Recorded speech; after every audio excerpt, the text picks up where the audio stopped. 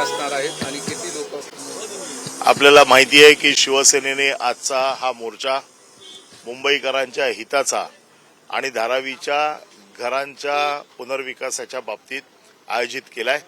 या मोर्चाचं नेतृत्व स्वतः पक्षप्रमुख उद्धव ठाकरे साहेब, युवा सेना प्रमुख आदित्य ठाकरे हे करणार आहेत आणि या मोर्चाला संपूर्ण धारावीकर आणि मुंबईकर हे सगळे उपस्थित राहणार आहे। प्रचंड मोठा मोर्चा आज या निमित्ताने आयोजित केलाय। राज्य सरकारने अडाणींना ज्या काही सोयी सवलती देऊन जी नागरिकांच्या मनामध्ये घबराट निर्माण केली आहे त्याचा जाब विचारण्यासाठी या अडाणींचं ऑफिस इथे बीकेसी मध्ये आहे आणि म्हणून हा मोर्चा धारावी ते बीकेसी असा आयोजित केलेला आहे। या मोर्चाच्या माध्यमातून या प्रकल्पामुळे मुंबईच्या विकासावरती होणारे परिणाम धारावीकर उद्ध्वस्त होऊ नयेत म्हणून, कारण या धारावीमध्ये प्रचंड मोठ्या प्रमाणात लघु उद्योग चालतात, सगळ्यांची पोटं त्याच्यावरती आहेत आणि यांना उद्ध्वस्त विस्थापित होऊ नये म्हणून धारावीकरांचा आवाज उचलण्यासाठी त्यांच्या पाठीमागे शिवसेना मजबूतीने उभं आहे हे दाखवण्यासाठी आजचा मोर्चा आयोजित केला आहे। आजचा जो मोर्चा आहे याला कुठेतरी प्रशासनाने सुद्धा परवानगी नाकारलेली आहे, योग्य मैदान सुद्धा नाहीये असं सुद्धा सांगितलंय। काय नेमकं?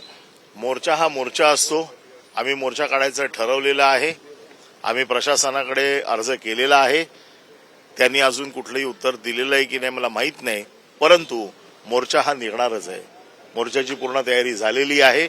मोर्चा शांततेत असेल आणि मोर्चामध्ये आमच्या मनामध्ये ज्या काही शंका आहेत याच फक्त आम्हाला बोलून दाखवायच्या आहेत। सर, हा जो मोर्चा आहे ज्या ठिकाणी आपण आहे त्या ठिकाणावरती असणार आहे का अदानीच्या कुठल्या कार्यालयावरती जाणार आहे? कारण अदानीच्या कार्यालयावरती सुद्धा इमारतीवरती सुद्धा मोठ्या प्रमाणात बंदोबस्त ठेवलेला आहे। प्रश्न असा आहे की मोर्चा हा लोकांचे प्रश्न मांडण्यासाठी आहे। आज अदानीच्या कार्यालयावरती कुठलीही भेट किंवा काही ठरलेलं नाहीये। आज लोकांचे प्रश्न यांच्या घराच्या खाली येऊन त्यांच्या ऑफिसच्या खाली येऊन मांडायचे, त्यानंतर हे सगळे विषय। पहिलं तर गोष्ट म्हणजे आमची मागणीच अशी आहे की हा प्रकल्प सरकारने करावा। हा सरकारचं म्हणणं काय आहे त्याच्यावरती कळेल, त्याच्यानंतर हा निर्णय घेतला जाईल। म्हाडाच्या बाबतीत का विचार करत नाही? कारण म्हाडासारखी एक मोठी संस्था आमचं हेच म्हणणं आहे, जसं बीडीडी चाळ आम्ही म्हाडाच्या माध्यमातून आज केली, सरकारने केली, तसाच हा प्रकल्प सरकार करू शकते आणि ज्या काही सोयी सवलतींची खैरात सरकारने वाटलेली आहे ते सरकारचे पैसे का डुबवायचे आणि म्हणून आमचा पहिला मागणी अशी असेल की हा प्रकल्प सरकारनेच करावा। अदानीकडे देण्याच्या मागचं सरकारचं उद्दिष्ट काय असेल असं वाटतं? हे सरकारला विचारा, त्यांचे मित्र आहेत ते। धन्यवाद। ठाकरे गटाचे आमदार अनिल परब, माजी मंत्री आणि ठाकरे गटाचे आमदार यांनी सांगितलेलं आहे की धारावीकरांसाठी हा आम्ही मोर्चा काढतोय, त्यांना पाठिंबा दर्शवण्यासाठी अदानींना दिलेल्या सोयींबाबत जाब विचारणार असं देखील परब यांनी सांगितलेलं आहे। आम्ही धारावीकरांच्या बाजूनं आवाज उठवणार आणि त्यांच्या बाजूनं आम्ही आहोत हे दाखवण्यासाठी हा मोर्चा असल्याचं परब म्हणाले।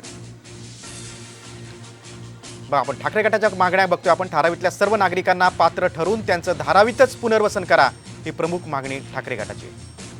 धारावीतल्या झोपडीधारकांना 500 चौरस फुटांचं घर मोफत देण्याची मागणी आहे। मुंबई महानगरपालिका मालमत्ता विभागाच्या चाळी आणि इमारतींमधील रहिवाशांना 750 चौरस फुटांचं घर मोफत देण्याची मागणी आहे। धारावीमधल्या टीडीआरसाठी राज्य सरकारनं कंपनी नेमावी अशी देखील मागणी आहे। नेमका प्रकल्प काय याची माहिती देण्यासाठी मास्टर प्लॅन आधी जाहीर करावा असं देखील ठाकरे गटाचं म्हणणं आहे। नव्यानं सर्वेक्षणानुसार निवासी अनिवासी जाहीर केल्यानंतरच प्रकल्प सुरू करण्याची मागणी आहे आणि हा प्रकल्प सरकारनेच करावा ही देखील ठाकरे गटाची प्रमुख मागणी आहे।